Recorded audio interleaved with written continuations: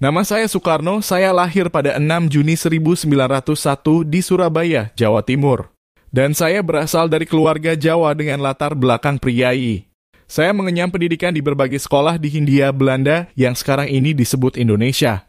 Lalu kemudian saya belajar di Belanda dan mendapatkan gelar doktor di bidang teknik sipil dari Technische Hogeschool Bandung atau ITB. Di dalam kemerdekaan Indonesia, saya memainkan peran penting. Saya menjadi pemimpin Gerakan Nasional Indonesia dan merumuskan Pancasila sebagai dasar negara Indonesia. Dan pada 17 Agustus 1945, saya dan Muhammad Hatta memproklamirkan kemerdekaan Indonesia dan mendirikan negara Republik Indonesia. Kemudian saya diangkat menjadi presiden pertama Indonesia.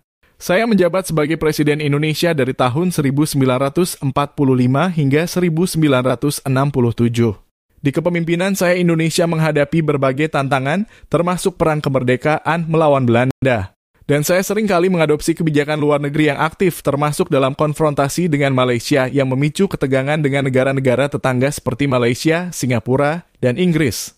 Hingga akhirnya pada tahun 1966 terjadi kudeta militer yang memaksa saya untuk menyerahkan kekuasaan kepada Jenderal Soeharto.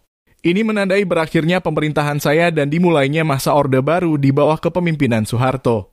Hingga akhir hayat saya ditempatkan di rumah tahanan di Jakarta dan tidak lagi terlibat dalam politik. Dan saya menghembuskan nafas terakhir pada 21 Juni 1970. Begitulah kisah hidup sang proklamator almarhum Insinyur Soekarno, Presiden pertama Indonesia.